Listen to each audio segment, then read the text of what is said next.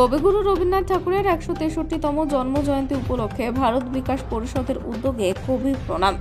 ভারত বিকাশ পরিষদ পূর্ব শাখার উদ্যোগে আগরতলা IMA অডিটোরিয়ামের দ্বিতলে কবিগুরু রবীন্দ্রনাথ ঠাকুরের ১৬৩তম জন্মজয়ন্তী পালন করা হয়।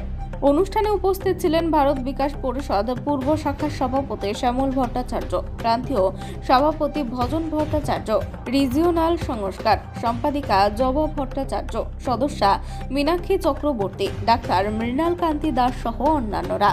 মাতৃবন্দনা ও প্রদীপ প্রজ্বলনের মধ্যে দিয়ে অনুষ্ঠানের শুভারম্ভ হয়। তারপর উদ্বোধনী সঙ্গীত পরিবেশন করেন ভারত বিকাশ পরিষদের সদস্যরা। পরবর্তী সময়ে সঙ্গীত, নৃত্য ও আবৃত্তি পরিবেশনের মধ্যে দিয়ে অনুষ্ঠান মুখরিত হয়ে ওঠে। শিশু শিল্পী দেবাশ্রুতির নৃত্য ও প্রতাপাদিত্যের বেহালা বাদন উপস্থিত দর্শকদের মন জয় করে। সবশেষে দেশের জাতীয় সঙ্গীতের মধ্যে দিয়ে সমগ্র অনুষ্ঠানটির সমাপ্তি হয়।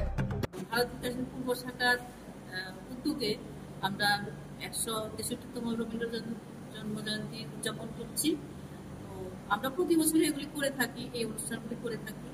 আমরা কিছু সংস্থাকে ইনভাইট করেছি প্রোগ্রামটা করার জন্য। আমরা 5টা বিন্দুর উপরে কাজ করে থাকি: সংস্কার, সমর্পণ, সেবা, সহযোগ।